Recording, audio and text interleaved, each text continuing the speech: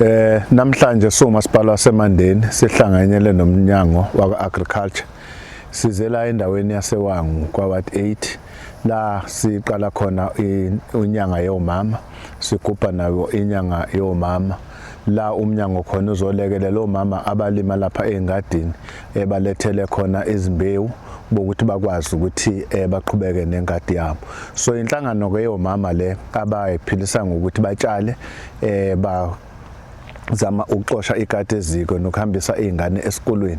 So badayisa ke bakudayisa mase bekutshalile njengoba sibona engadi yabo.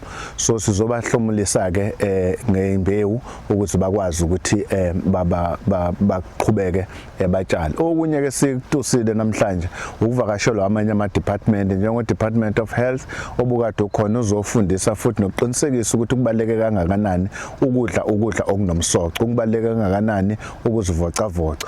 Kubalulekwa kakhulu nakweminye ke iminyango njengo LED bebayalela ngesimo sezulu nokuguquguquka kwezulu.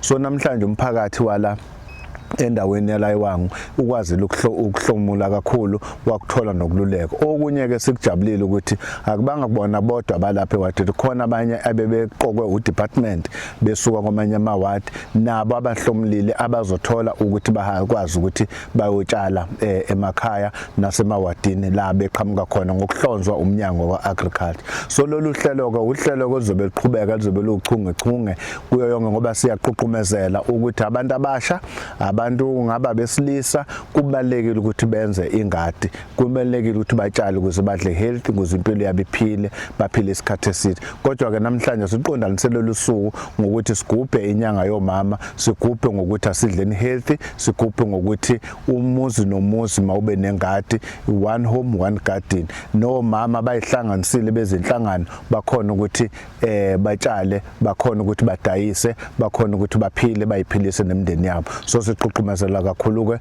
njengoba kulolu hlelo noma kule inyanga yabantu besimame kaAugust.